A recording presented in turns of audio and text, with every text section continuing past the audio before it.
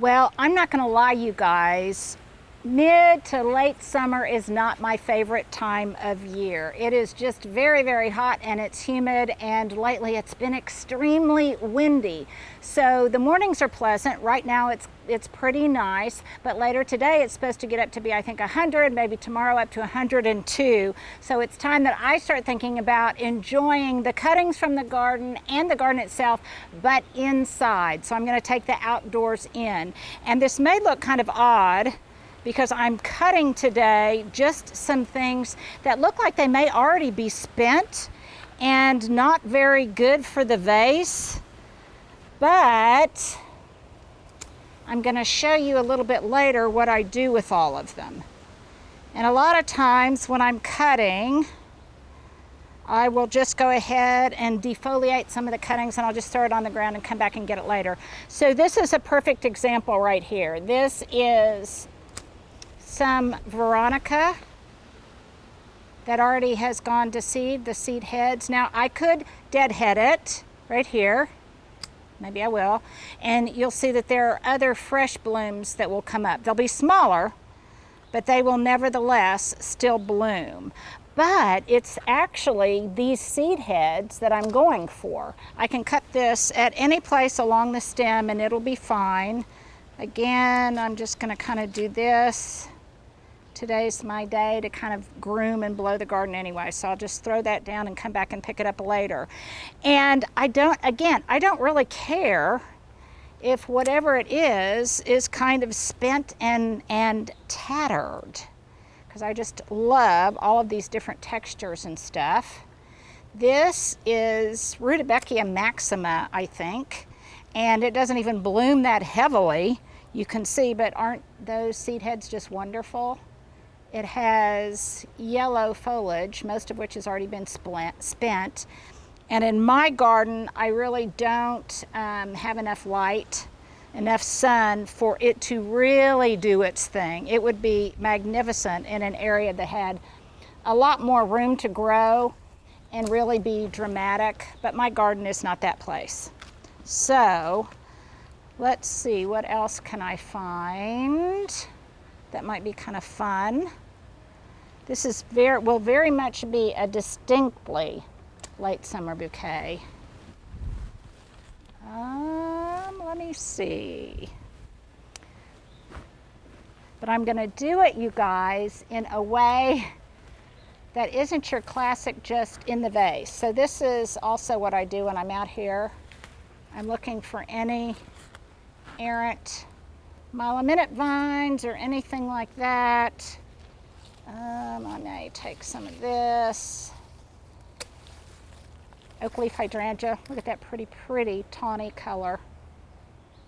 You can see some of these leaves are distressed. It's been extremely windy and hot.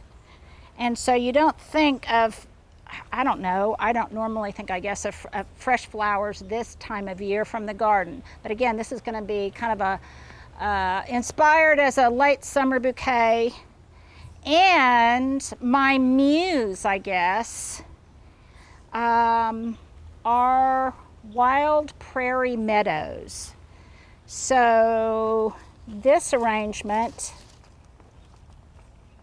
is going to look kind of like it's of the prairie in a way.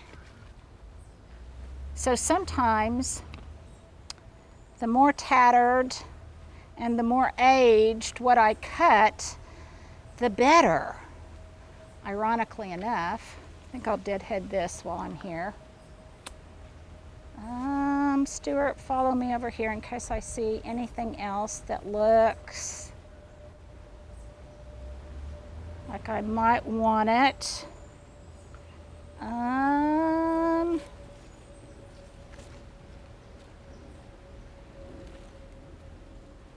don't think that. Ooh, but come over here.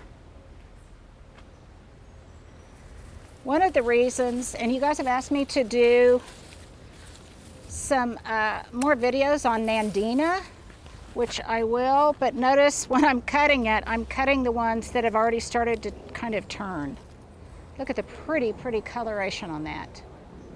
So what other people might find worn and tattered, I kind of like. And I like these berries that are getting ready to be set.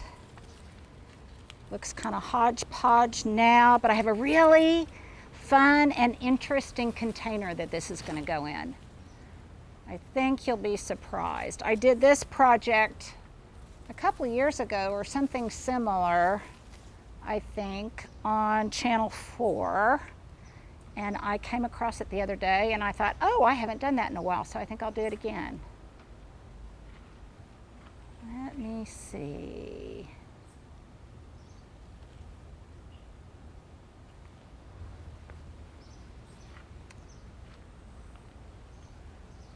I know what I want. Let me retrace my steps a little bit, Stuart. If you don't mind coming over here, because I think I want to bring in a little bit more of this tawny rose color.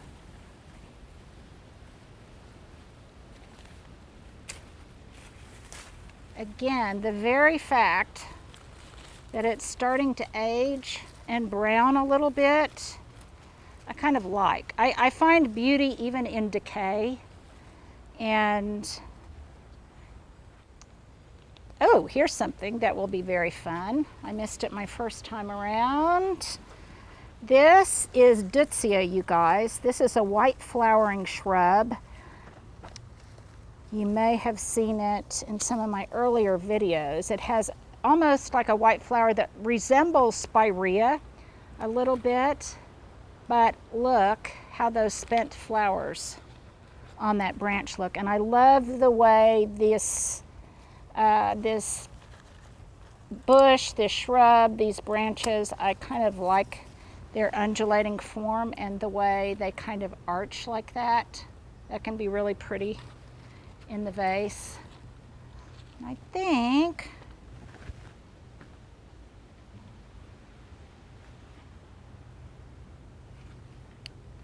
let me be patient, be patient. I'm thinking. Okay, I think I'm gonna cut another one of these. Now, come back this way, because I can kind of tell when I'm gonna need more of something, and now I know I want more, I think, of these Veronica seed heads. Did I mention that this was Veronica? And this, I don't know what variety this is. It is one that was gifted to me. It goes to seed real readily. Stuart, if you look over there, there's a lot of bees that are hovering around it. It's a great pollinator plant. And I love it when it's fresh, but I also love it when it starts getting a little tired, because I like the seed heads. And this is Oklahoma, and I like the way the seed heads kind of blow in the breeze. If you're gonna have wind, you might as well try to find something redemptive about it.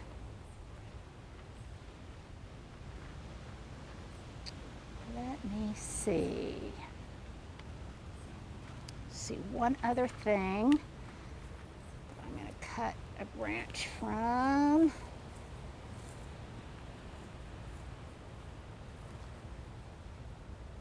And sometimes when I cut along the branch, I'm really attentive to where I cut, and sometimes it's just strictly determined by how long I want the stem to be. So you can kind of see that these tawny colors are what's inspiring this bouquet.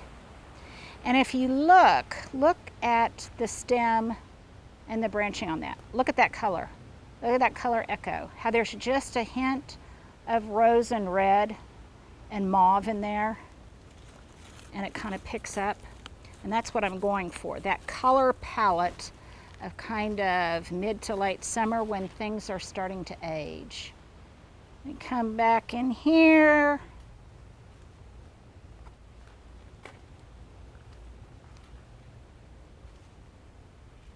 I'm going to take, I think this might be my last cut. This is, I think it's a viburnum, and I think it's a Bo Diddley Viburnum, maybe from Proven Winners. By the way, those little white butterflies are not our friends. Those are cabbage worm butterflies, and I don't like them. I think I'm going to come back here in the potager.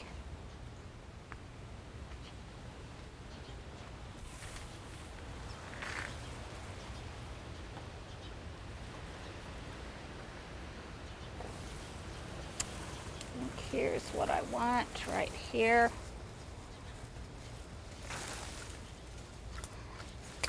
And sometimes, you guys, sometimes I just want my arrangements to look like small gardens. If I can't be out in the garden in the heat of the day, then I might as well bring the garden inside. Again,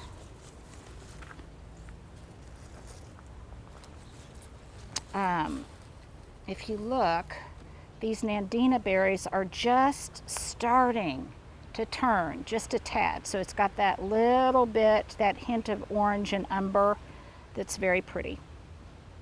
Now, a lot of times when I am cutting from the garden, this is just what I do. I'll do a handheld, let's go over here in this where it's not in the sun.